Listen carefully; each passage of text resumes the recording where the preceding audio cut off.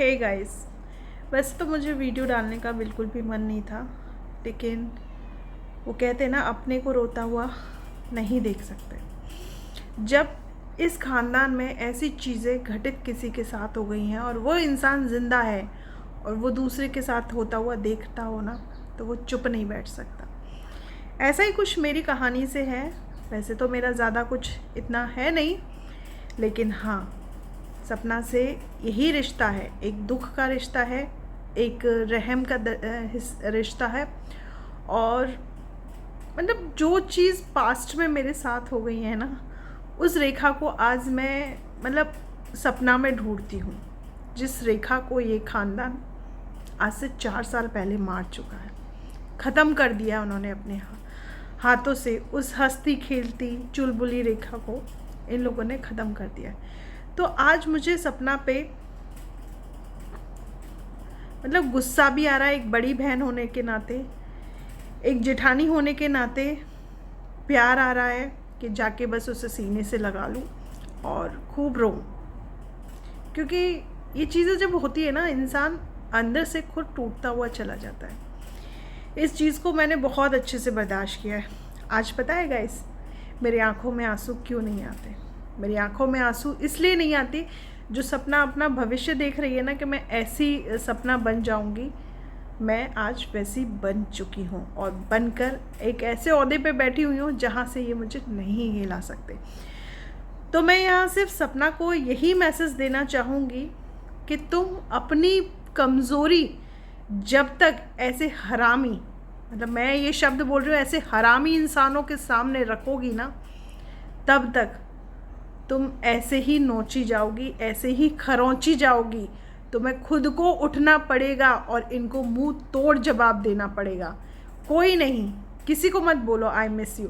तुम्हारे प्यार को, तुम्हारे साथ को ये लोग डिज़र्व नहीं करते, इसलिए भगवान ने तुमको वहाँ से निकाला है।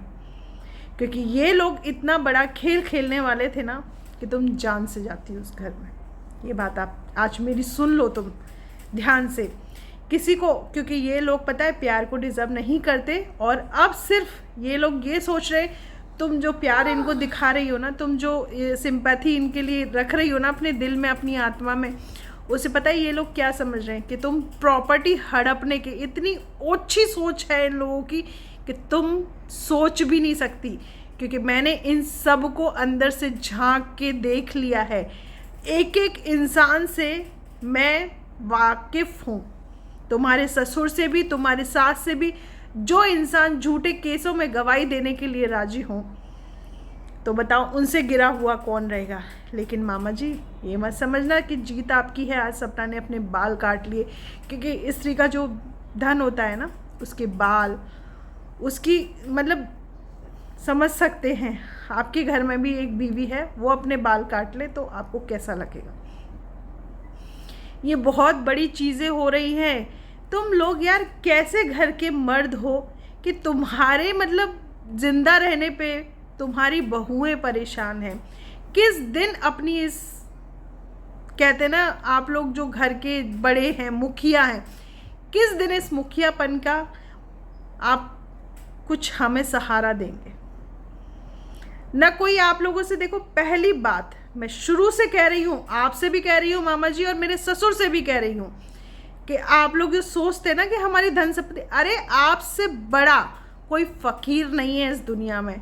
जो इंसान अपने जीते जागते इंसानों को अपने दिल से निकाल देना, उससे बड़ा फकीर इंसान नहीं है इस दुनिया में। और तुम्हारी धन संपत्ति हम लेके करेंगे क्या?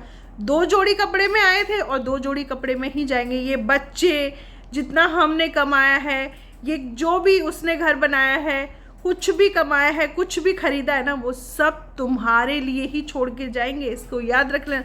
और हमारे माँ बाप इतने गए बीते नहीं हैं कि अपनी बेटियों की कमाइयों को अपने पास रखें, है ना। आज मुझे सब पे बहुत गुस्सा आ रहा है, तो मैं ज़्यादा नहीं बोल पाऊँगी, क्योंकि तेज़ बोलने से क्या है, मेरे गले में प्रॉब्लम होती है, क्योंकि मुझे अस्थमा है। तो मुझे देखा नहीं गया गाइस। तो प्लीज़ मैं उन लोगों से रिक्वेस्ट करूँगी जो लोग गंदी गंदी वीडियोस बना रहे हैं, उनसे यही कहूँगी कि प्लीज़ आप एक जगह आके देखिए। कि एक अकेली औरत अपने बच्चों को कैसे पालती। मेरा तो कुछ भी नाता रिश्ता नहीं था ना, कुछ भी नहीं था, लेकिन मैं उठ के आई, मैं हर चीज़ में उठ के आई। और हमेशा सपना, मैं तुम्हारे साथ रहूँगी, सिर्फ एक आवाज़ देने की ज़रूरत है। ये सोशल मीडिया का नहीं है, ऑफलाइन भी मैं तुमसे यही कहती हूँ। इनके लिए तुम्हारे मान सम्मान और तुम्हारी पोजीशन का कोई महत्व नहीं है। जो इंसान तुम्हारी वैल्यू न समझता हो ना, उसका लाइफ से चले जाना ही बेटर होता है।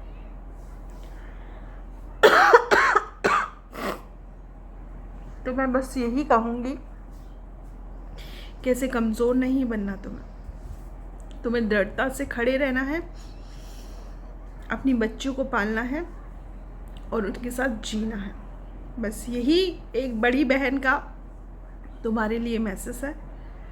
अपनी तबीयत का ध्यान रखो, और जो आज तुमने किया है ना, मैं उससे सहमत नहीं हूँ। और हाँ, जो भी सीसीडी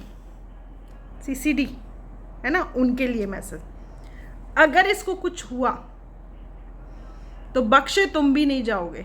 याद रखना इस चीज़ को। दूसरे की बहन बेटी को उड़ाना तुम्हें बहुत अच्छे से आता है, लेकिन दूसरे की बहन बेटी का मान सम्मान भी करना सीखें।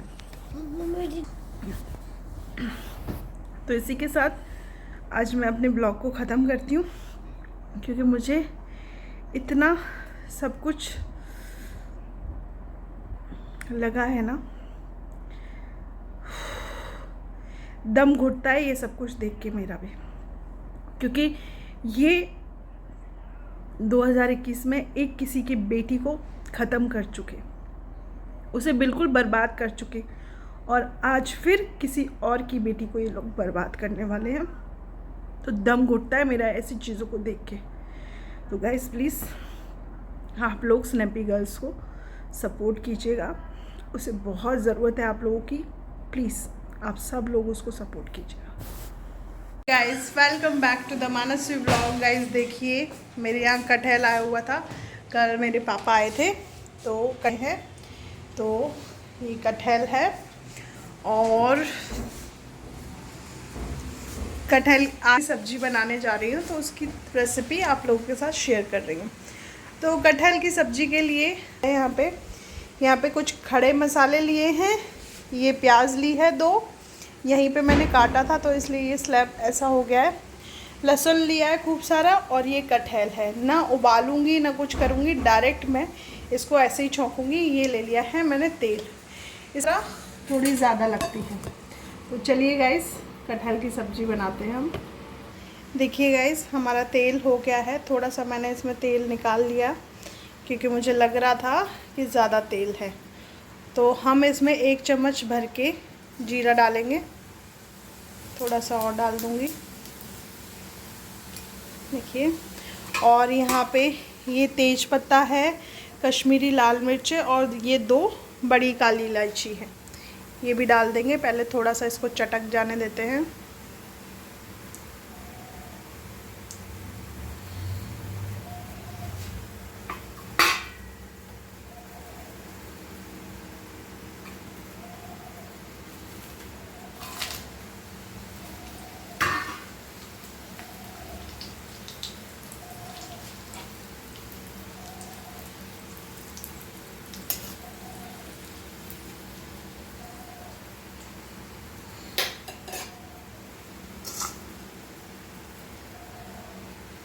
इस प्याज को डालेंगे अब।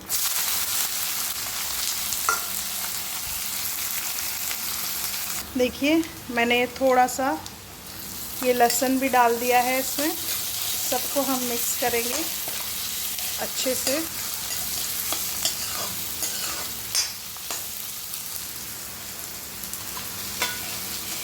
ये मैं बड़ी उसमें बना रही हूँ, कढ़ाई में, क्योंकि ये सब्ज़ी थोड़ी सी ज़्यादा बनेगी और ये सब्ज़ी थोड़ी सी मेरे ननिहाल यानी कि मेरे मामा के घर भी जाएगी। तो अब मैं इस कटे हुए कटहल को डाल लेती हूँ। गाइस, मैं इसको उबालती नहीं हूँ, न उबालने के पीछे का रीज़न ये है क्योंकि ये कटहल देसी कटहल है, मेरे गांव का, मतलब मेरे खेतों का कटहल है। और क्या है कि ये जूसी होता है, इसका जो जूस है ना वो सारा उबाल के निकल जाता है, इसलिए मैं इसको नहीं उबालती। तो मैं इसी तेल के साथ इसको फ्राई करती हूँ और इसी में बनाती हूँ। तो हम इसमें मसाले डाल देंगे। अब चारों तरफ तेल की कोटिंग हो चुकी है इसमें, तो मसाले में हम नॉर्मल ही मसाला डालेंगे क्योंकि इसमें बाद में गरम मसाले का महत्व बड़ा होता है जो कि घर का बना हुआ है। तो मिर्ची डाल रही हूँ मैं, थोड़ी सी हल्दी डालूँगी और इसको फिर मिक्स कर लेंगे हम, क्योंकि जो सब्ज़ी में जायका आता है ना घर की बनी हुई सब्ज़ी में, वो आपके हाथों से ही आता है। जितना आप सब्ज़ी को चलाएंगे उतना अच्छे तरीके से मसाले इस पे कोड होंगे और उतना ही अच्छा टेस्ट आएगा।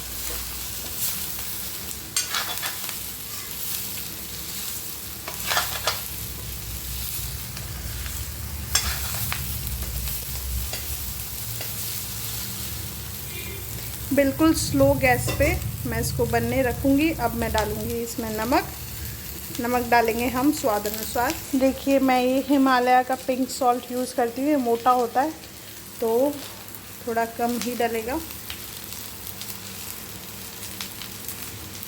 काफ़ी है इतना।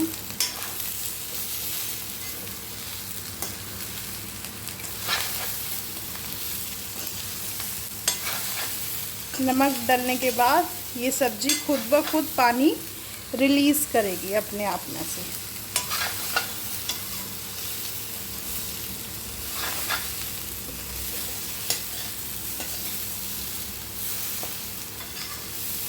गाइस प्लीज़ बताइएगा आप लोगों को मेरी रेसिपी कैसी लगती है। मुझे बहुत अच्छा लगता है, आप लोगों के साथ में मिलके बनाने में मज़ा आता है।